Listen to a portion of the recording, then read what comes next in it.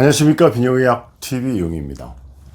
저희 전공이 시작할 때만 해도 국내에서 남성암 하면 위암, 간암 이런 순서로 벌써 이제 20-30년 동안 계속 순위가 바뀌더니 얼마 전서부터는 뭐 폐암, 대장암, 이게 남성암의 1, 2위를 다퉜는데 작년 발표서부터는 남성암의 1위가 이제 전립선암이 됐습니다. 이제 비뇨의학과 종양이 과거에는 이제 5위 정도 있다가 1위로 발생이 됐다는 게 조기 발견하는 전립선암들이 많아져서 건강검진에서 초기 암을 발견하게 되는 게 많아져서 그렇다는 이제 설명도 있고, 또 서구식 식단 때문에 또 육식하고 연관해서 전립선암 발생한다는 이야기가 있어서 전립선암의 발생률, 유병률이 무척 높아졌기 때문에 진료실에서 전립선암 관련돼서 상담하는 내용에 대해서 또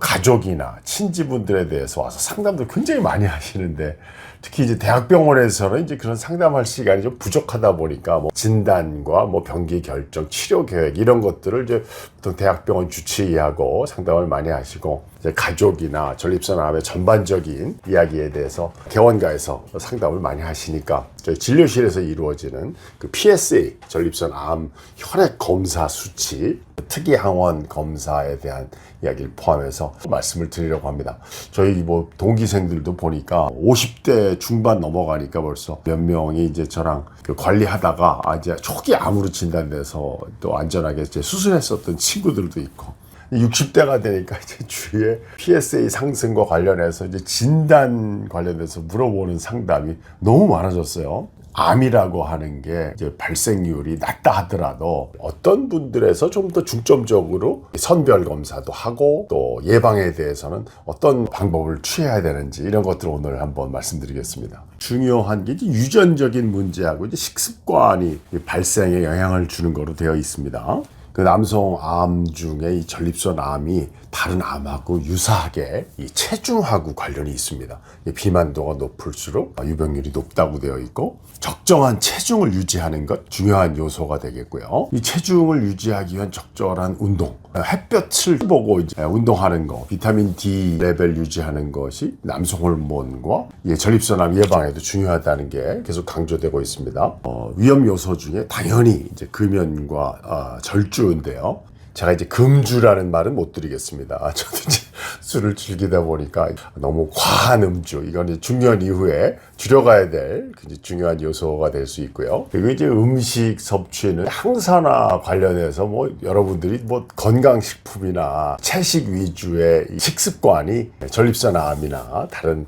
암 예방에 좋다는 걸 다 알고 계시기 때문에 요즘에는 뭐 워낙 이 정보가 쏟아지니까 오늘 뭐 그 부분에 대해서는 크게 강조는 안 하겠습니다만은, 붉은 고기보다는 이제 생선과 견과류 이런 것들이, 또 콩, 두부 이런 거 제일 좋은 음식 종류로 되어 있습니다. 고칼로리, 이제 고탄수화물 이런 것들이 또 그 암 발생하고 연관이 있으니까, 그 외에도 그 붉은 고기, 육식하고 직접 영향이 많기 때문에 서양식 습관 중에 이 전립선암과 대장암이 아주 높은 발생 빈도로 역전되는 이유가 이제 육식과 뭐 이제 고기 구워 먹는 습관 이런 것들이 영향이 있습니다. 최근에 상담한 분 중에서, 진단되는 분들 중에서 조금 유의해야 될 거는 전립선암의 이제 유전적인 요인입니다. 부친 또 형제 간에 전립선암 환자가 있는 경우에 50세 이후에 반드시, 뭐 미국에서는 이제 뭐 40대에서도 발생되는 율이 간혹 있기 때문에 가족력이 있는 경우에는 뭐 40대에서부터 하라고 되어 있는데, 국내에서는 이제 50대에서부터는 정기적으로 관심을 갖고 이제 전립선암에 대한 선별 검사, 특히 그 혈액 검사에서 PSA 검사를 매년 이렇게 해보는 거를 이제 권장을 하고 있습니다. 마지막으로 이제 환자분들하고 제일 많이 상담하게 되는 게 이제 이 전립선 비대증과의 관련성인데요. 뭐 빈뇨, 잔뇨감, 이제 소변 줄기가 약해지는 거, 밤에 깨는 거, 이렇게 참 중년 이후에 소변 증상이 여러 가지가 이제 50대 이후에 변화가 오는데, PSA를 포함해서 전립선 검진이라고 하는 게 전립선 크기나 전립선 염증이나 뭐 전립선 비대증에 관련된 여러 가지 선별 검사를 하지만, 그 중에서 이제 혈액 검사, PSA를 통해서 암이 의심되는 경우에 2차, 3차 정밀 검사를 진행을 하게 되는데, 단순 비대증인 경우에는 아주 심한 경우에 이 PSA 전립선 특이항원이 올라가기 때문에 전립선 암과 전립선 비대증이 감별이 필요하다는 것이지,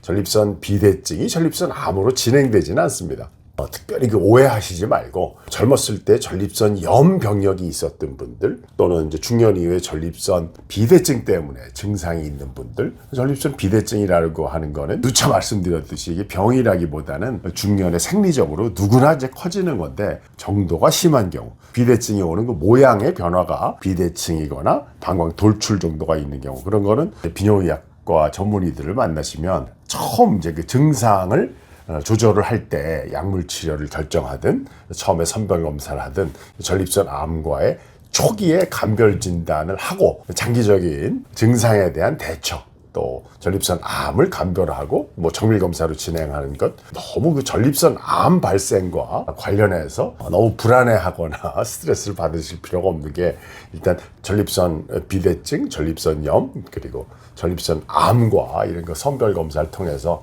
감별 진단만 되면 주기적인 검사를 통해서 증상 조절과 전립선 암에 대한 선별 검사는 별개로 매년 검진을 하시면 되겠습니다. 오늘 2025년 기준 남성 암의 그 발생률 순위 이런 걸 말씀드리면서, 전립선 암이 최근에